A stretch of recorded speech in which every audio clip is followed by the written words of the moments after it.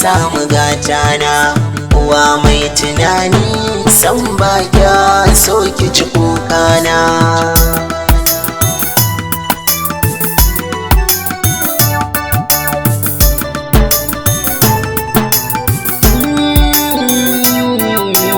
Da ke ni na rayu kuma da ke na samu gatana. Uwa mai tunani san ba kya so ki ci kukana.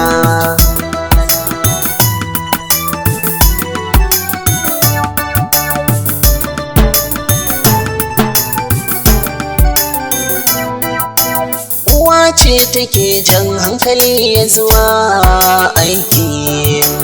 Uwa ce take saɗa ya hau a hanyar kirki. Tun farin halitta ta an yi ni in zam ɗanki. Na gode ma Allah da ke na fara gane sunana.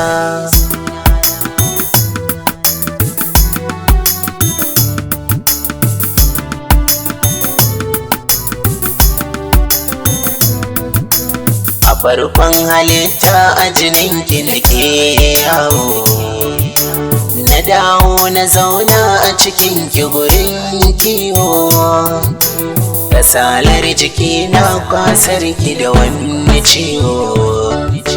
Ba sauran sakewa sai ranar da zaki ji kukana. To daga nan ne wani sabon aikin zai soma. Dan wata sabuwar soyayya za ta ji ta kama. Ka fara neman ya za a yi mana ɗan kama. Ɗawainiya da ni ta ɗauka ta sa kula ga dukkan lamarina. Idan kuka zani kuma ta rarrashe ni. Idan kuma na dara da murmushi a gare ni. Ta ringa yi min nunin abinda zai amfane ni. Abinda ya zama aibu da lalama ta hane ni. Dole ne na zo gare ki na yi tarba. Duk abinda na yi miki na tuwa. Mahaifiya masoyiya ki min duba. Na samu karasawa inda ban je ba.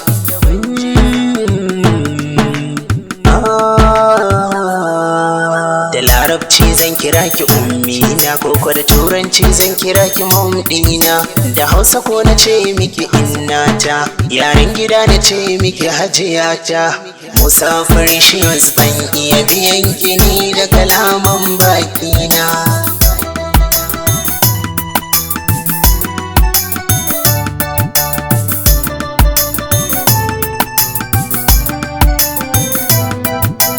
Mahaifiya ta ke ce sirri na danki. Duk wata dama da lokaci na baki. A ranar da raina sai dai na tunaninki. Dukan zuciyata na baki a hannunki.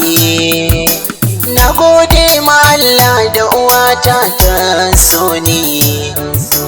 Soyayya guda ɗaya ce mai cire tsammani. Duk addu'ar da ta yi min sai na ga ta bi ni. Yarda ce ta Allah nake samu gare ta dare rana. Na gode, na gode, na gode.